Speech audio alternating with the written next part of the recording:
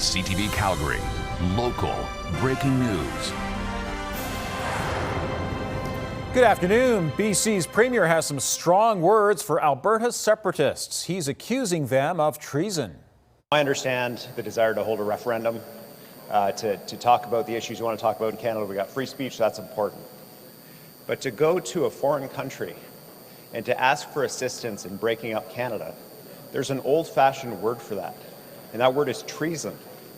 It is completely inappropriate. David Eby is responding to news that leaders of Alberta's separatist movement met last year with the U.S. State Department, and they hope to meet again next month. Last week, U.S. Treasury Secretary Scott Bessent weighed in on Alberta independence, saying Alberta is a natural partner for the U.S. Eby raised the issue at today's First Ministers meeting in Ottawa. Danielle Smith says it's important to be realistic about the separatist movement. When you look at the polls, they suggest as many as 30% of Albertans have lost hope. That's about 1 million people. And I'm not going to demonize or marginalize a million of my fellow citizens when they've got legitimate grievances. What we need to do is we need to give Albertans hope. We need to show them, not just tell them, not just words, but with actions, that Canada can work. Smith once again pointed out she supports a sovereign Alberta within a united Canada. Police believe speed was a factor in a fatal crash on Barlow Trail. It happened just before 4 this morning at the 7th Avenue intersection. Police say the driver hit the median and crashed into a traffic signal pole. The man in his 20s was pronounced dead at the scene. Police say they're still working to determine if impairment was also a factor in the crash.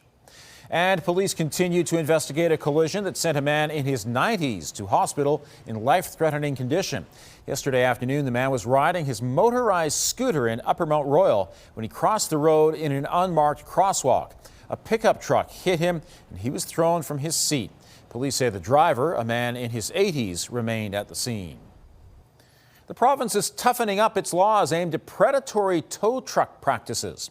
Harsher penalties, including steep fines and jail time, will take effect April 1st. Violators could face between $100,000 and $300,000 or up to 2 years behind bars. Some tow truck drivers have shown up to crash scenes before emergency crews.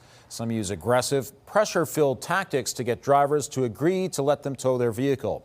The new rules mean operators must clearly communicate all towing and storage costs and obtain complete driver consent. There's already a 200-meter exclusion zone around accident scenes. It prohibits tow trucks from entering unless requested by the driver or police. The Calgary airport will offer a direct flight to the Middle East later this year. The flight to Abu Dhabi in the United Arab Emirates is scheduled to start November 3rd. That will be 1 year to the day after Alberta's international office in Abu Dhabi opened. The province exported $248 million to the UAE in 2024, primarily in agriculture.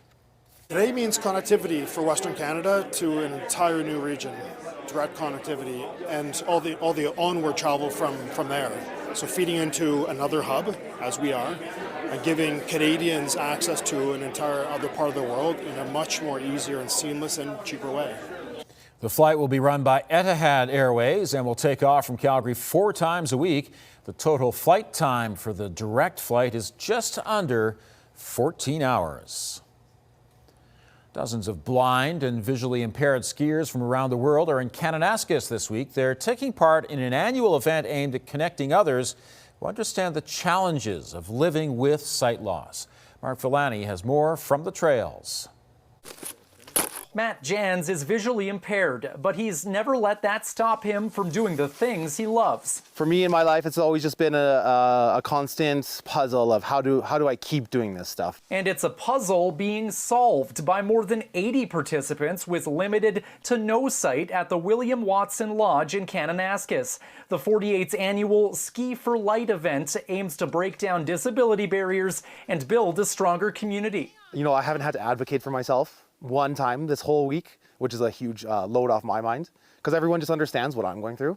I understand what they're going through, and then we just are instantly bonded. Do you ski lots in Denmark? Sven Mogensen is one of those people making new friendships. He's found a new passion for cross-country skiing after losing his vision at a young age. I feel free. I have the liberty to move without having physical contact with somebody else. Meanwhile, Ruri Takeuchi came all the way from Japan as a guide for blind skiers, hoping to learn more about how to help others. I want to make a business for special needs people. There's amazing people here that have no vision, and I'm blown away by how well they function independently. And this woman brings new meaning to independence. Tracy Musso is legally blind and an amputee, but she's adapted by learning how to sit ski on the trails. Use your arms and your core to move. If you really enjoy skiing, there's always a way to get around it. We're here to ski, but we build community here.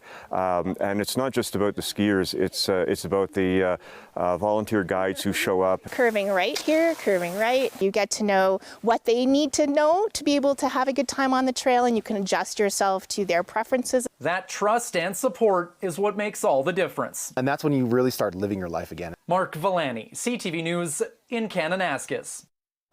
By the end of the week, skiers will compete in races ranging from 2.5 to 10 kilometers, with medals presented during a closing banquet.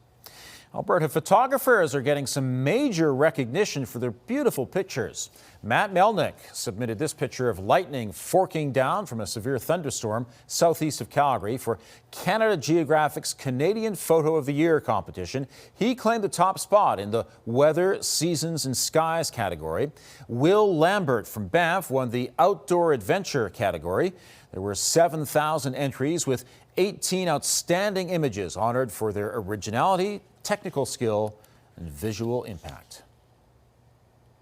Thanks for joining us. We'll have more on the top stories coming up on CTV News at 5 and 6 or anytime online at ctvnewscalgary.ca.